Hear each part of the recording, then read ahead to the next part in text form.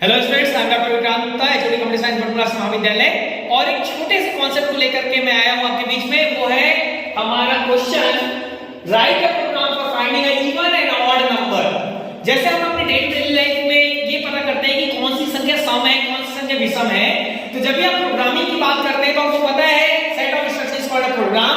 और जब हम सी लैंग्वेज में कोई प्रोग्राम बनाते हैं तो वहां पर हम किस प्रकार से एक प्रोग्राम को डेवलप करें। तो यदि अगर हमको एल्गोरिथम डिजाइन करना आता है, फ्लो चार्ट पता है, तो आप आसानी से एक प्रोग्राम को डेवलप बिल्डअप कर सकते हैं। तो इसलिए मैंने आपके लिए तीनों चीज को यहाँ पर लिया हुआ है। सबसे पहले अगर हम देखते हैं कि एक एल्गोरिथम रूप में हम किस प्रकार से ग्राफ को फाइंड आउट करते हैं, क्योंकि एल्गोरिथम और फ्लो चार्ट जो होता है वो प्रोग्राम डिजाइनिंग टूल होता है। ठीक है, तो जब भी हम एक प्रोग्राम को डिजाइन करते हैं, यानी पहले बिल्डअप करने के पहले, डेवलपमेंट के पहले जो सेकंड फेज होता है डिजाइन फेज, उसके लिए हम यहाँ ले रहे हैं एल्गोरिथम। एल्गोरिथम क्या होता है? Sequence of command is called algorithm. It is like a recipe book. ठीक है, तो आप देख सकते हैं कि जब भी हम एक एल्गोरिथम बात करते हैं तो उसके कुछ बेसिक कीवर्ड्स होते हैं। जैसे मैंने पहले आपको बताया है कि कोई भी एल्गोरिथम अगर आप स्टार्ट करते हैं तो उसके लिए आप लिखते हैं पर स्टार्ट। तो मैंने यहाँ पर क्या लिखा है? स्टार्ट। उसके बाद जब आप कोई नंबर इनपुट देते हैं तो वहां पर हमारे सामने में दो कीवर्ड होते हैं। पहला होता है एक्सेप्ट, दूसरा होता है रीड। ठीक है, तो मैंने यहाँ पर क्या लिया है? एक्सेप्ट, ताकि वो हमारे नंबर को रीड कर सके। तो यहाँ पर मैंने एक वेरिएबल लिया है, नंबर वेरिएबल, और मैंने आपको बता चुका है variable is a data item which will change during the execution of program. ठीक है, एक कंटेनर होता है। तो जैसे मैंने यहाँ पर 4 लिखा है, ये 4 नंबर किसमें इनिशियलाइज हो गया?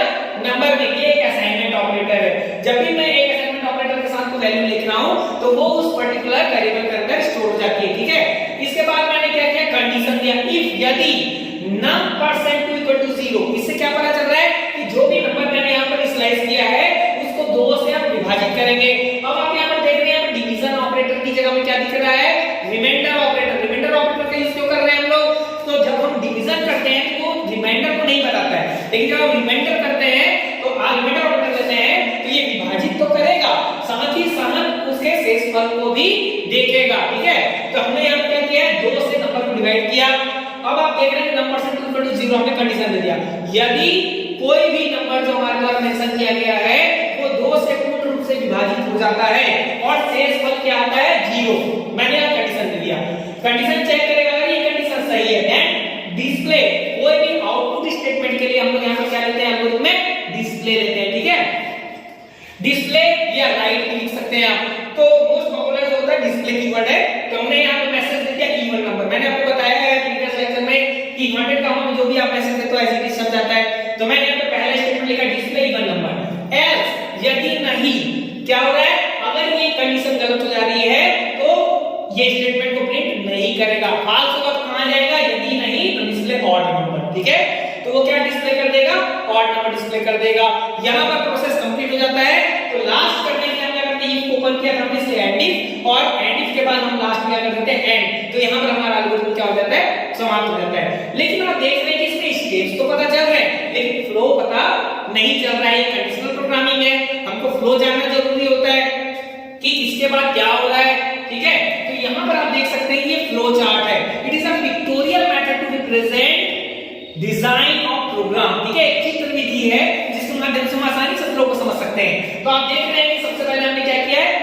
स्टार्ट। ये ओएल सिंबल है, हमेशा याद रखिएगा जब भी हम फ्लो चार्ट की बात करते हैं। पहले मैंने बताया आपको कि ओएल सिंबल का यूज होता है स्टार्ट और स्टॉप के लिए होता है। ठीक है, एंड और स्टार्टिंग बिगिनिंग और एंडिंग के लिए हम क्या करते हैं? यहाँ पर ओएल सिंबल का इस्तेमाल करते हैं। वैसे ही जब हम इनपुट और आउटपुट की बात करते हैं तो पैरेललोग्राम सिंबल्स का यूज करते हैं। कंडीशन होता है तो हम यहाँ पर क्या इस्तेमाल करते हैं? डायमंड शेप का इस्तेमाल करते हैं। फ्लो के लिए हम यहाँ पर किसका इस्तेमाल कर रहे हैं? एरो का इस्तेमाल कर रहे हैं। और यदि ये कहीं पर कोई कनेक्टर होगा, ये एल्गोरिथम या फ्लो चार्ट बहुत बड़ा है, सेकंड पेज में आ रहा है, तो उसके लिए हम समटाइम्स कनेक्टर का भी इस्तेमाल करते हैं। ठीक है, तो आप देख सकते हैं यहाँ पर कि हमारा जो सबसे पहले हमने क्या किया? सेम एल्गोरिथम का जो स्ट्रक्चर है हमने यहाँ पुटअप किया है। सबसे पहले हमने स्टार्ट किया, ओएल सिंबल में लिखा स्टार्ट। फ्लो बताया क्या? Accept num equal to 4। हमने यहाँ पर एक वैल्यू क्या कर दिया? पुटअप कर दिया, हमने इनपुट दे दिया। इनपुट देने के बाद कंडीशन पे आया नंबर% इक्वल टू 0। जैसा मैंने प्रीवियस में बताया आपको एल्गोरिथम में कि 2 से जो कोई संख्या पूर्ण से विभाजित हो जाती है और शेषफल 0 होता है तो कंडीशन क्या होता है? सब संख्या की ओर इंगित करता है, वो सब संख्या होती है। तो यदि ये कंडीशन ट्रू हो रहा है, यस हो रहा है, तो आप देख सकते हैं कहां जा रहा है? नंबर, ठीक है। तो जैसे ये कंडीशन ट्रू हुई, हमारा क्या मैसेज दे देगा, इवन नंबर, और स्टॉप हो जाएगा, फ्लो क्या हो जाएगा, स्टॉप। अदरवाइज अगर हम बात करते हैं, अगर ये कंडीशन गलत हो जाती है, तो गलत हो जाती है तो क्या होगा, ये डिस्प्ले करेगा ऑड नंबर, और ऑड नंबर डिस्प्ले करते ही हम कहां हो जाएगा, स्टॉप। तो ये फ्लो को दर्शा रहा है, इसलिए ये क्या है, फ्लो चार्ट। अब हमारे सामने एल्गोरिथम और फ्लो चार्ट पहले से बना हुआ है, तो कोई भी जो डेवलपर है जिसको सी लैंग्वेज आती है, वो आसानी से एक प्रोग्राम को बिल्डअप कर सकता है। आप देख सकते हैं यहां पर क्या हो रहा है, स्टार्ट। सबसे पहले हम क्या कर रहे हैं, स्टार्ट। तो स्टार्ट के लिए हमें लिखना पड़ता है hash include stdio dot hash include conio dot है, तो हेडर फाइल लेना पड़ रहा है। ये एक लाइब्रेरी फंक्शन होता है जो प्रोग्राम में यूज किए जाने वाले फंक्शंस की प्रॉपर्टी को होल्ड करके रखते हैं। तो सबसे पहले हैश सिंबल, ये प्री प्रोसेसर सिंबल होता है, ठीक है। इसके बाद हमने इंक्लूड लिखा है, अर्थात पहले से बनी हुई कोई लाइब्रेरी फाइल है जिसको हम क्या कर रहे हैं, शामिल कर रहे हैं अपने प्रोग्राम में। stdio डॉट है स्टैंडर्ड इनपुट आउटपुट डॉट है, यानी इनपुट और आउटपुट से रिलेटेड जो फंक्शन इस्तेमाल कर रहे हैं, प्रिंटफ, स्कैनफ, इसकी प्रॉपर्टी कहां पर है, stdio.h के अंदर, जो सिस्टम को, कंपाइलर को बताती है कि इसको इनपुट देना है, इसको यूजर को क्या कर रहा है, आउटपुट चाहिए, इसके लिए। इस बार include conio.h console input output .h, जो कंसोल पार्ट में जो भी एक्टिविटीज होती है, जैसे रन कराते हैं हम लोग, तो बैकग्राउंड पे आपका आउटपुट विंडो में पुराना कोई आउटपुट होगा तो उसको क्लियर करना है, तो इसके लिए क्लियर स्क्रीन clr फंक्शन इस्तेमाल किया जाता है। तो clr फंक्शन की प्रॉपर्टी क्या है, conio.h के अंदर, तो बैकग्राउंड में पुराने आउटपुट को क्या कर देगा, डिलीट कर देगा। उसके बाद गेट clear जो होल्ड करके रखता है आपके आउटपुट विंडो को, ताकि यूजर अपने आउटपुट को देख सके, ठीक है। उसके तो स्टार्ट जब हम कर रहे हैं तो देखिए 5 लाइन लिखना पड़ रहा है, include stdio.h conio.h void main function, ठीक है।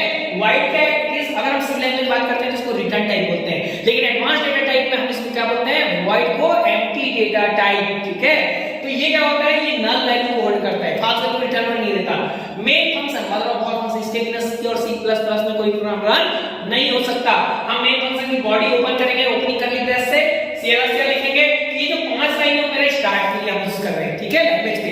इसके बाद क्या किया हमने, इनपुट दिया है, तो इनपुट के लिए हम क्या कर रहे हैं, यहाँ पर एक वेरिएबल ले रहे हैं नम। अब ये आइडेंटिफायर की तरह यूज हो रहा है, यहाँ पर नम जो है, जो बता रहा है कि कोई भी नंबर को हम स्टोर करना चाह रहे हैं। तो देख सकते हैं आप यहाँ पर मैंने कंपाइल टाइम पे वैल्यू डाला है, लेकिन मैंने यहाँ पे थोड़ा सा चेंज कर दिया प्रोसेस को। क्या, अगर मैं यहाँ पे इक्वल टू 4 लिख देता तो मेरे को ये 2 लाइन की आवश्यकता नहीं पड़ती, सीधा मेरा ये स्ट्रक्चर आ जाता। लेकिन मैं चाह रहा था कि आपको रन टाइम पर कैसे वैल्यू डालना है वो बता रहा था, ठीक है। तो जब हम रन टाइम पर वैल्यू डालते हैं तो नाम मैंने एक वेरिएबल लिया, अब ये किस प्रकार की वैल्यू को होल्ड कर सकता है, उसके लिए मैंने डाटा टाइप निर्धारित कर दिया इंटीजर। तो ये नंबर जो है, नम जो वेरिएबल है, ये इंटीजर वैल्यू ही ले सकता है। इंटीजर दैट मींस पूर्णांक संख्या 0 to 9 जो हो सकती है, उसे कॉम्प्लेक्स नंबर हो सकता है। इसके बाद मैं क्या कर रहा हूं, यहाँ पर प्रिंट एफ, ये एक आउटपुट स्टेटमेंट होता है जिसकी प्रॉपर्टी इसमें मैंने बताया stdio में। मैंने यहाँ पर मैसेज दे दिया enter your number, inverted comma में जो भी मैं लिखूंगा वो एज इट इज क्या हो जाएगा, छप जाएगा, ठीक है। तो जब भी मैं रन कराऊंगा तो मेरे मैसेज आएगा एंटर योर नंबर।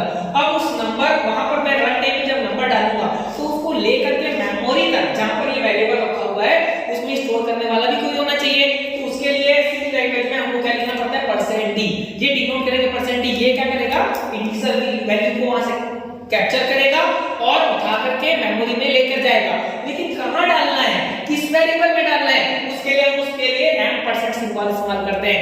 ये एम% सिंबल जो है नाम का एड्रेस बता रहा है। तो डी क्या कर रहा है, वहां से एक इंटीजर वैल्यू को एक्सेप्ट कर रहा है और नंबर नाम का जो नाम का वेरिएबल है उसमें ये एड्रेस बता करके वहां पर वैल्यू को स्टोर कर दिया जा रहा है, ठीक है। तो इसमें 4 मान लीजिए हमने डाला उसकी तरह, तो यहाँ पर 4 स्टोर हो गया। अब कंडीशन है, यदि नम% इक्वल टू 0 है ना, 4 को जब हम 2 से डिवाइड करते हैं तो 2 दूनी 4, आप ध्यान रहे हो कि इसका शेषफल क्या होगा, 0 हो जाएगा। तो यहाँ पर क्या होगा, ये ट्रू हो गई कंडीशन, तो हमको मैसेज क्या मिलेगा, प्रिंट है इवन नंबर, या आउटपुट स्टेटमेंट है इवन नंबर। अगर यहाँ पर 4 की जगह मैं रन टाइम में 5 डाल दूं, जो कि देखिए एल्गोरिथम में और फ्लो चार्ट में फिक्स्ड है वैल्यू 4, तो हर बार जितने बार हम इसको रन कराएंगे, ड्राई रन करेंगे, आपका रिजल्ट आएगा इवन नंबर। लेकिन जब आप रन टाइम पर कोई वैल्यू देते हैं तो आप मर्जी से जो चाहे दे सकते हैं। तो पहले टाइम में मैंने 4 लिखा तो मैसेज आया मेरा इवन नंबर, लेकिन नेक्स्ट टाइम जब मैं इसको रन कराया, अल्टर F9 किया, कंपाइल किया, ट्रांसलेट हो गया प्रोग्राम कंपाइलर के द्वारा। उसके बाद जैसे मैंने कंट्रोल F9 किया, रन किया, तो क्या हुआ, वो वैल्यू यहाँ पर मैंने लिख दिया 5। तो इस बार मेरा नम में क्या चला गया, 5। जब 5 को 2 से विभाजित किया तो शेषफल क्या आया, मेरे पास 2 दूनी 4 बचा कितना 1, तो रिमाइंडर क्या हुआ 1। तो ये कंडीशन क्या हो गई, गलत। तो जब गलत हो जाता है तो मैंने बताया है, यदि नहीं तो एल्स पोर्शन का जो भी स्टेटमेंट होता है ऑड नंबर वो डिस्प्ले हो जाएगा। तो अगर ट्रू है तो इवन नंबर, और अगर फॉल्स हो जाएगा कंडीशन तो एल्स हो जाएगा और ऑड नंबर को डिस्प्ले करेगा। और ये हमारे यहाँ पर प्रोग्राम समाप्त हो जाता है। ठीक है, मिलते हैं नेक्स्ट लेक्चर में।